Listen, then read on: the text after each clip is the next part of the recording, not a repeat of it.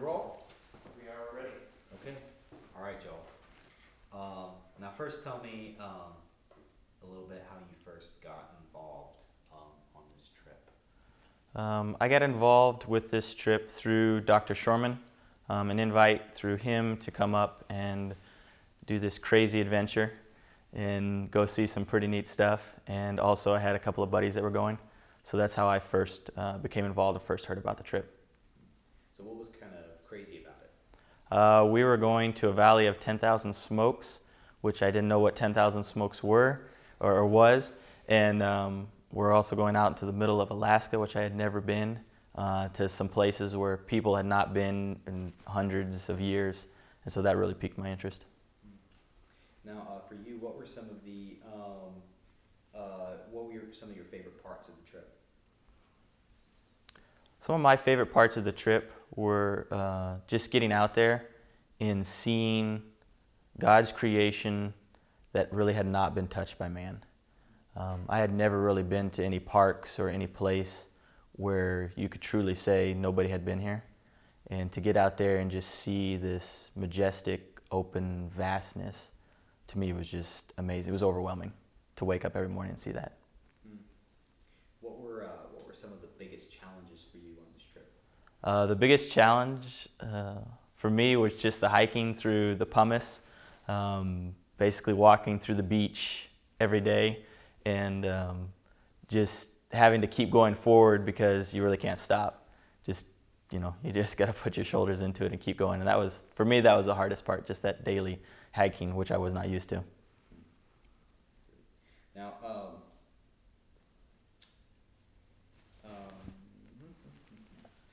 can you tell me a little bit about crossing, the river crossing that you guys went through? Were you part of that? Yes, I was part of the river crossing, which was very interesting. You really could not think about it because I think it was probably slightly dangerous now that I look back on it. And we could have been hurt probably pretty easily. But it was just kind of the deal where we missed our first spot where we were supposed to cross. It was supposed to be the easy place and ended up further upstream. And we're able to find some areas where we could jump from a couple of different rocks or boulders and kind of jump our way across. And it was really, you had to go with it. You couldn't think about it because some of the jumps were pretty long. And I think if we slipped, it would not have turned out very well for any of us. So could you describe to me a little bit about describe to me Nova Rupta in the Valley of 10,000 Smokes? Nova Rupta itself, to me was, when I always thought of a volcano, I think of a massive mountain. And here Nova Rupta actually erupted out of a valley. And just to see that, and it was basically just I don't know what pushed out of the ground, the magma that pushed out of the ground after following that eruption. And you just have, to me it looked like something off of Transformers or something you see off that movie, just something out of this world that I've never seen before, pushed up out of the middle of this valley where this Nova Rupta had erupted all of this. And that was amazing to me. And then the Valley of 10,000 Smokes itself, I felt like I was on another planet when I stepped in. It was just so desolate.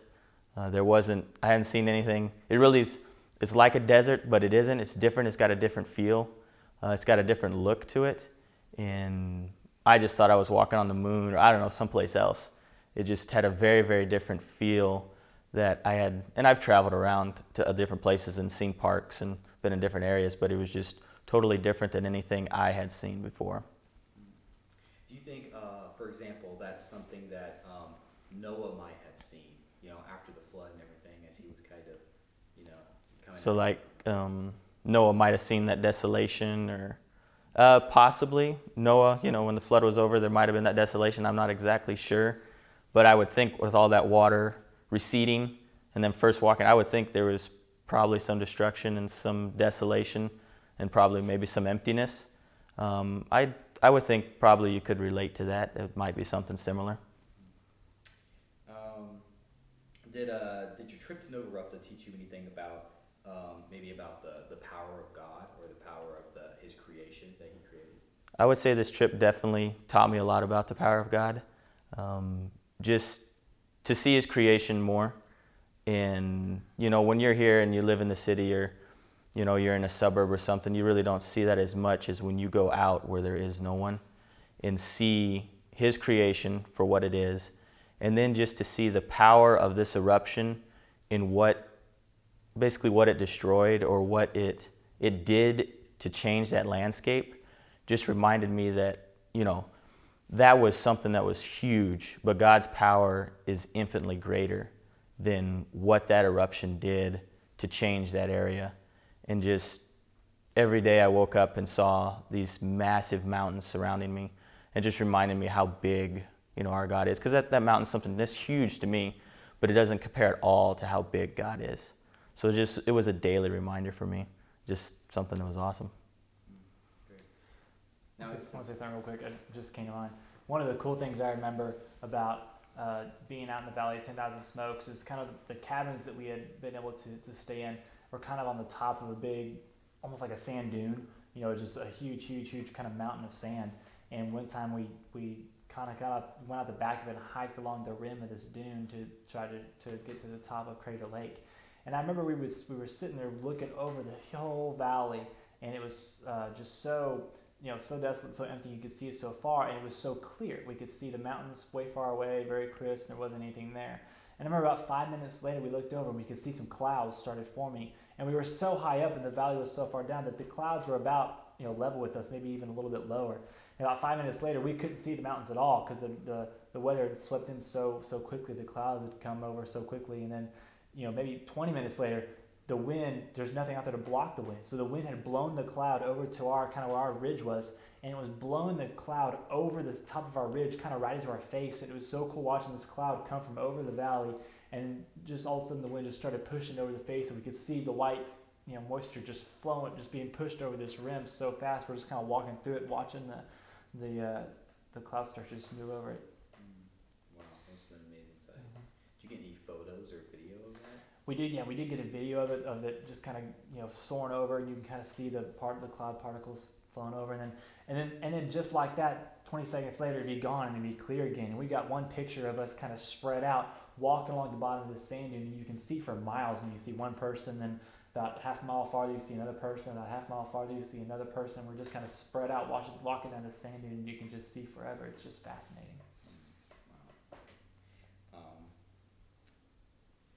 Joel, were there any other impressions or maybe stories you had to tell about your trip there? Probably one of the most memorable stories for me was that first night that we stayed in Nova Rupta in the Valley of 10,000 Smokes. And we hadn't got to our spot that we were going to meet Dr. Shorman and Kenny. And so we went up into a little valley up into the foothills out of the Valley of 10,000 Smokes and made camp there. And this was my first time I'd really camped out that far from anything. And I just remember that night we had a huge windstorm come through. And of course the valley really gave us a lot of protection that we were in, and we were up behind kind of a sand dune kind of thing. And so we had some protection from the wind, but the wind was just so harsh that first night that I remember waking up, it seemed like every 30 minutes, just thinking, man, I could be blown away here. And it's like, that's what it felt like to me. I was gonna get blown away. And just remember, I'd wake up and like, oh God, just please keep me alive through the night. And then I'd roll over and fall asleep. And then 30 minutes later, I'd wake up and like, oh man, keep my tent on the ground, God, I want to stay here. And then I'd fall asleep and wake up a little while later. So that first night I was just in awe of the whole thing, and slightly frightened that I was gonna be blown away by this massive wind that I'd never experienced before. So it was kind of, looking back, it's funny, but that first night it wasn't that funny. Any other stories or anything you think of? Some other stories, just that first day, the second day we were out, we were looking for Dr. Shorman and couldn't find him, and we ended up hiking all over the place and actually followed two hikers that we thought were Kenny and Dr. Shorman, but we're not. And so all day we're hiking through the rain, and we're just tired and we're beat. And so we're going back to where this USGS station is supposed to be. And we had one long climb up this hill. I mean, it was rough, and we're going, we're in this deep pumice, and you go for a step and you slide back down. It feels like that whole step you just took. So we're just taking it really slow up this hill. It's the end of the day. We're super whipped. We're super tired. And I remember I was the first one to crest this hill. And we had some people tell us that there were cabins up there.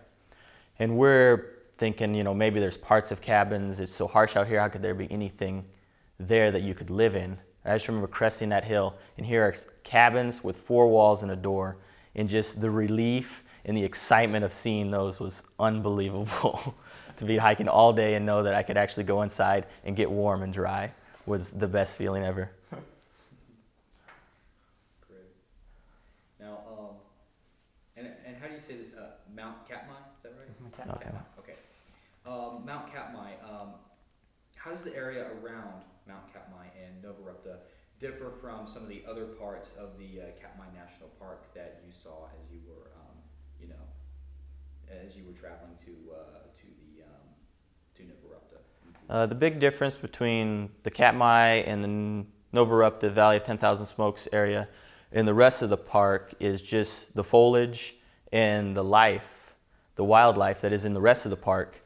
And when you walk into the Valley of 10,000 Smokes or Nova Rupta itself, and as we were going up Mount Katmai a little bit, there's no life. There's nothing there. There's no plants, no animals. Nothing flies through there.